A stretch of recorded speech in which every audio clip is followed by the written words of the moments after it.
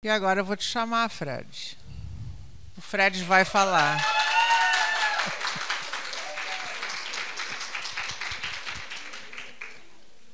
Querido.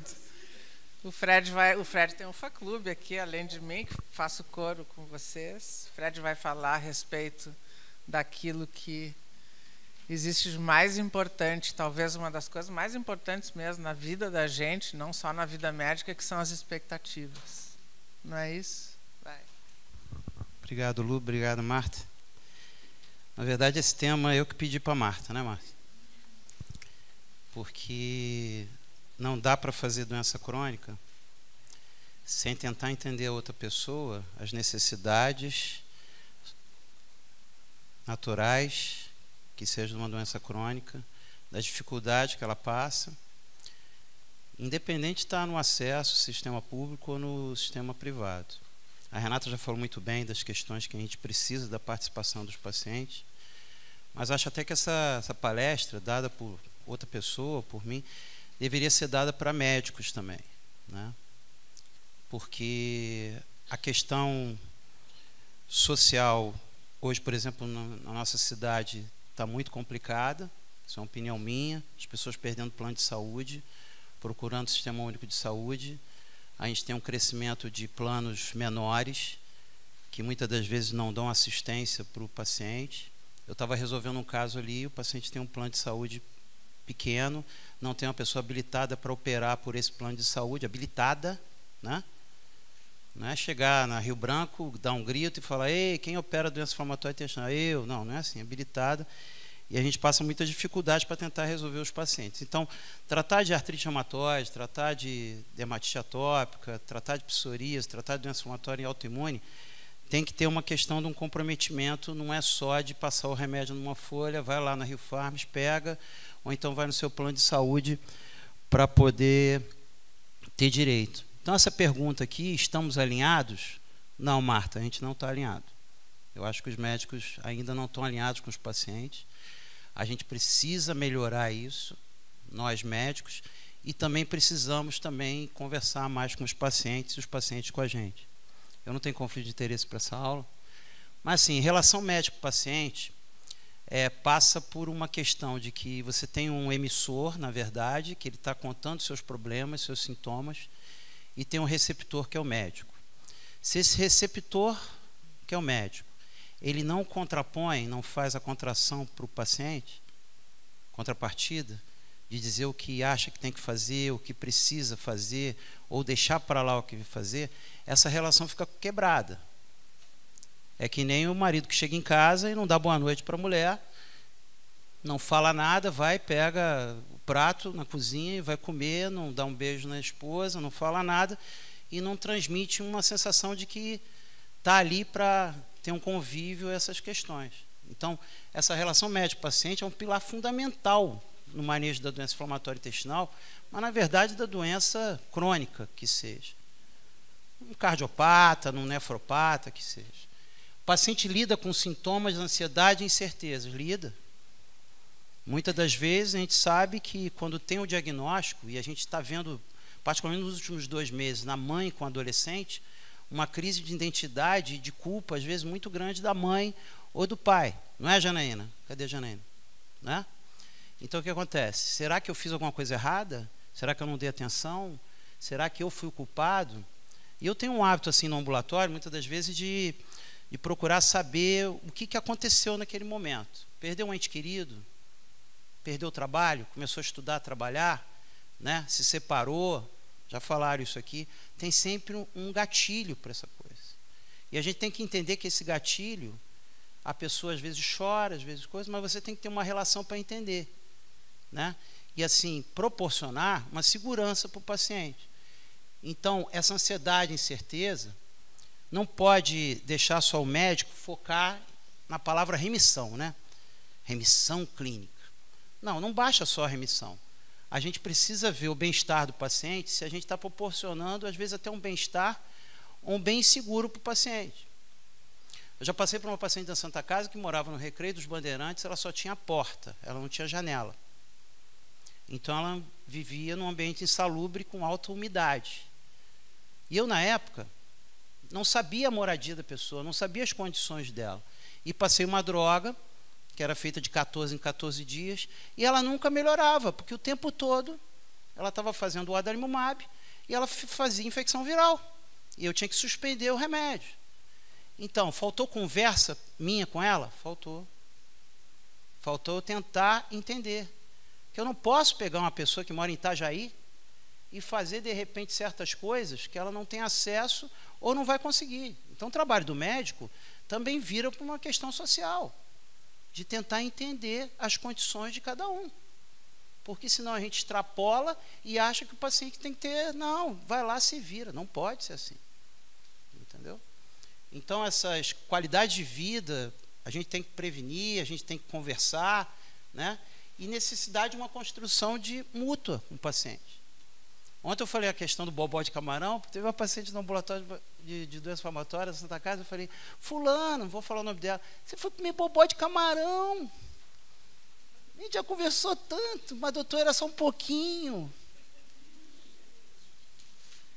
Aí fica aquele ambiente que não é de cobrar, porque na verdade o ambulatório de doença inflamatória, meu que eu faço com Hélio, eu sou, falaram de malvado, né? A Hélio falou, eu sou mais ou menos um malvado que dou esbregue, né? E o Hélio é o bonzinho, o Hélio é o mais carinhoso, não sei o que e tal coisa. Mas assim, às vezes é o momento da gente, eu preciso monitorar você, eu preciso conversar com você, na verdade, de saber como é que está a tua doença. Mas a gente precisa ter uma relação de atendimento humanizado. Humanizado é entender que não deu para trazer a calprotectina naquele momento, porque teve um problema social. Morreu um ente querido, morreu a mãe, não deu para trazer. Então, quer dizer, criar uma comunicação não dá, tudo bem. Manda para mim, não tem problema, vem no outro mês. Então, a gente tem que ir além do controle de cicatrização de mucosa, de inflamação intestinal. Esse atendimento humanizado precisa ter uma consideração dos aspectos emocionais, sociais, ter uma relação médico-paciente muito boa, uma escuta ativa. Ontem se falou do tempo de uma consulta de doença inflamatória intestinal. Eu vou falar uma coisa que eu faço normalmente. Eu atendo no município de Caxias. Eu não atendo nenhum paciente lá de doença inflamatória intestinal. Quando chega para mim, eu falo assim para ele, olha, aqui eu só posso atender as pessoas no tempo desejado e doença inflamatória intestinal eu preciso de mais tempo. Pode ser uma consulta leve, porque é de revisão, ou pode ser uma consulta mais pesada, com muitos exames que seja. Então eu levo para a Santa Casa e lá eu atendo. Eu fiz isso porque uma vez uma pessoa foi com o pé na porta e derrubou a porta. Você está pensando o quê? Você vai ficar 40 minutos aí com a pessoa conversando e vendo o exame? Eu estou precisando ser atendido aqui. Então, quer dizer, precisa dessa escuta.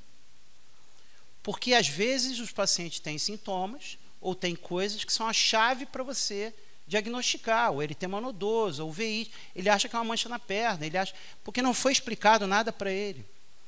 Não foi explicado que a dor lombar é, muitas das vezes, um sintoma que você precisa do reumatologista. E aí os pacientes ficam no ortopedista. E aí tomam um anti-inflamatório, que seja. Isso assim, doutor, então o senhor vai me endereçar? Então eu vou te endereçar. Você não tem nada aqui para ortopedista. Você vai para o reumatologista para investigar. Isso muda o curso da doença. Então essa escuta ativa como ferramenta terapêutica é fundamental. A gente exige, muitas vezes, dos planos de saúde que tenha um pagamento, na verdade, de uma consulta de doença inflamatória intestinal que seja um pagamento diferenciado. Não se consegue. O plano de saúde, a operadora não quer saber disso. Ele não faz essa questão. Só que a doença crônica precisaria disso.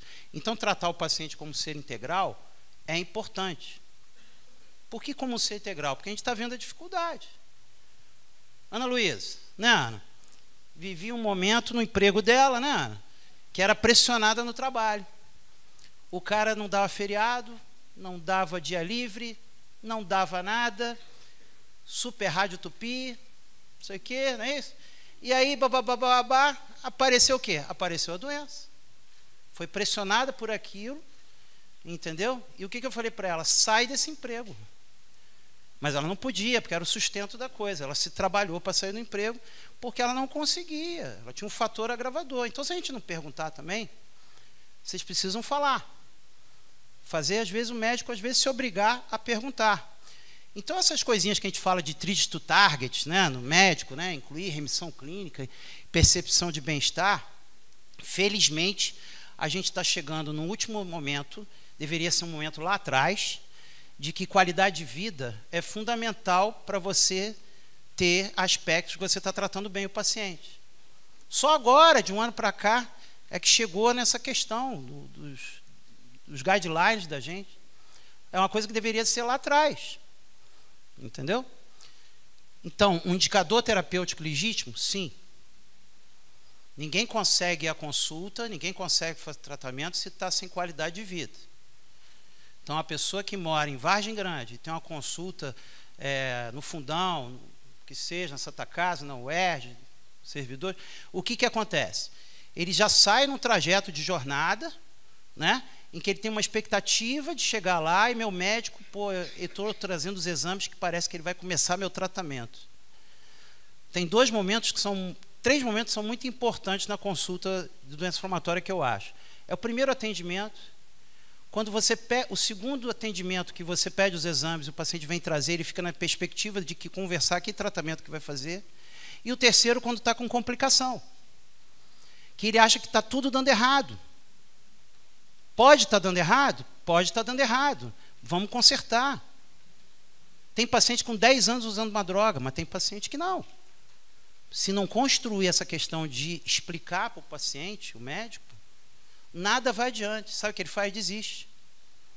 Ou tem atitudes, às vezes, interpretadas como negligência, né? Sai de tudo, né?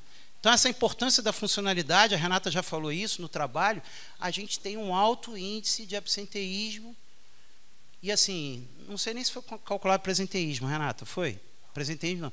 Presenteísmo a rodo, que não dá para calcular. É o cara que vai para o trabalho porque ele é obrigado pelo trabalhador, ele está em franca atividade de doença, e ele vai para o banheiro e fica lá. Uma vez eu me lembro, eu fui no Barra Shopping, eu estava passando pela Barra, eu fui na loja, porque tinha uma paciente da Santa Casa, que a gerente lá da lojinha, toda bonita, não sei o que, mas não entendia, porque ela ia várias vezes ao banheiro. Eu fui lá, tudo bem? O senhor deseja alguma coisa? Não, não quero comprar nada não, eu queria conversar com você. Você é gerente? É. Aquela menina ali, tá vendo? Ela tem um problema que tem diarreia crônica, tem gravidade, não sei o que, está se tratando. Às vezes pode acontecer isso. Ela me autorizou a ir lá. Aí eu falei, não, eu tenho um parente que tem intestino irritável. Não, isso não é intestino irritável. Isso não é intestino irritável. É uma condição que às vezes tem atividade, a gente está tentando tirar ela da atividade de doença. Eu expliquei para ela, ela ficou mais calma, entendeu? Não mandou ela embora, não. Entendeu? Também se mandasse embora, ela achou, né, ia ter aquele contraponto, né? Então, o que acontece? A gente precisa lutar. Todo mundo que trata tem que tentar lutar. Lutar para arrumar, lutar para conseguir as coisas. Não foi, Rosane? Não foi que eu te liguei? Não sei o que mais? Rosane, vai terça-feira, lá faz aqui. A gente fica pensando com o paciente como vai fazer para poder ajudar, para resolver o problema dele. Então, trabalho, estudo, vida social, afetiva e atividade física. A doutora Wanda está aí, não está? Atividade física, né? Reumatologia, agora bota todo mundo para fazer atividade física, não é isso? Atividade física. Tem que tentar fazer atividade física. Isso controla a saúde mental, melhora a psique, convívio humano, joga aquela adrenalina para fora, entendeu? Podendo fazer, na sua condição, faça. Está provado que a atividade física, conviver com os amigos, sabiam disso? Sentar com 4 amigos e conversar besteira faz parte de uma melhora. À tarde a gente vai ter isso. Mas assim, essa funcionalidade é importante. Porque senão a pessoa fica encruada e o médico tem que entender, doutor, eu estou limitado pela minha doença. E a gente precisa, na função de médico, não é só tratar a doença. É egoísmo a gente só ficar tratando a doença. A gente tem que cuidar do paciente, como um todo. Então, essa decisão compartilhada do modelo atual de médico com paciente como parceiros é fundamental. Teu médico tem que ser teu parceiro e você tem que ser parceiro com o médico. Então, acho que a gente está em processo de construção. A ABCD, ela está tentando fazer, é o trabalho dela, as associações de portadores também tentam fazer, precisa ter essa congruência, cada vez mais. porque o paciente sofre, você acaba sofrendo porque também você não consegue resolver algum problema dele, que seja. Então, tem que ter a decisão compartilhada no tratamento, tem que ver o que possa ser mais favorável no tratamento, se está querendo ser gestante ou não, se tem uma condição que não dá para sair de casa, para fazer uma droga, se na região não dá, não tem acesso, tem que ver todas essas coisas. E é isso que, na verdade, as associações, a gente luta para ter mais drogas para poder ter acesso para todos os pacientes. Então, tem que ter uma discussão aberta sobre a opção terapêutica, tem que explicar para a pessoa. Doutor, essa droga pode dar algum efeito colateral? A gente tem que explicar. Doutor, essa droga aí, se eu ficar um mês sem fazer, pode dar problema? Pode. Doutor, se eu quiser viajar para Cancún, quero vacina da febre amarela, eu tenho que parar esse remédio? Vai ter que parar um tempo para poder ir. A gente tem que avisar. Entendeu? E tem que supervisionar e monitorar. Então, quando o médico pede assim, pô, me volta aqui, que eu preciso monitorar a tua doença, eu preciso saber como é que você está. Eu preciso saber como é que está o contexto da tua doença. Você está se sentindo bem? E às vezes o paciente também não fala. Doutor, eu tenho muita artralgia, mas eu não falo porque eu fico com vergonha. Não tem que ter vergonha. Tem que falar, porque talvez seja um efeito colateral e a gente tem que consertar. Então, essa avaliação conjunta de riscos, benefícios, impacto de vida, entre cuidar e curar, tem uma diferença muito grande. A doença inflamatória intestinal ela não tem cura, ela tem tratamento. Tratamento contínuo. Então, a primeira consulta, não deixe de perguntar tudo. Por exemplo, ainda temos pacientes que têm muita dúvida de anti-inflamatório, por exemplo. Posso tomar anti-inflamatório? Se é cardiopata, pode tomar um ASzinho para proteger o coração. Mas a gente ainda tem paciente com mais de 10 anos, tratando, ainda tem, só para dar um adendo.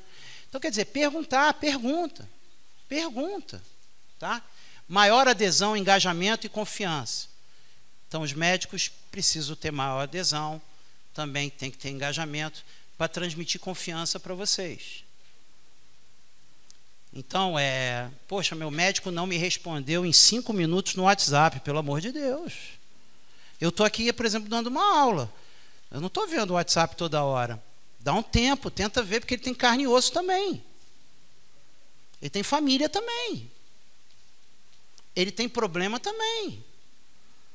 Então, ele vai ver e vai tentar resolver.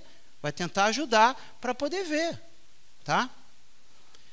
O sucesso do tratamento não é só ciência, é provocar humanidade, humanismo, que seja. Controle da doença e preservação da autonomia do paciente. Esse paciente tem que ter uma autonomia. Normalmente os adolescentes não perdem muita autonomia. Eu procuro fazer com que eles percam, que eles ganhem autonomia. Está sempre indo com a mãe. Léo, vamos começar a vir sozinho para a gente conversar outras coisas. Às vezes não quer conversar com a mãe alguma coisa na frente. Ou o pai, entendeu? Porque o que acontece? 18 anos, 19 anos, depois ele vai ter a vida. O pai e a mãe não vai ser para sempre. E ele vai continuar tendo aquela doença. Vai ter que se virar, vai ter que trabalhar, vai ter que estudar.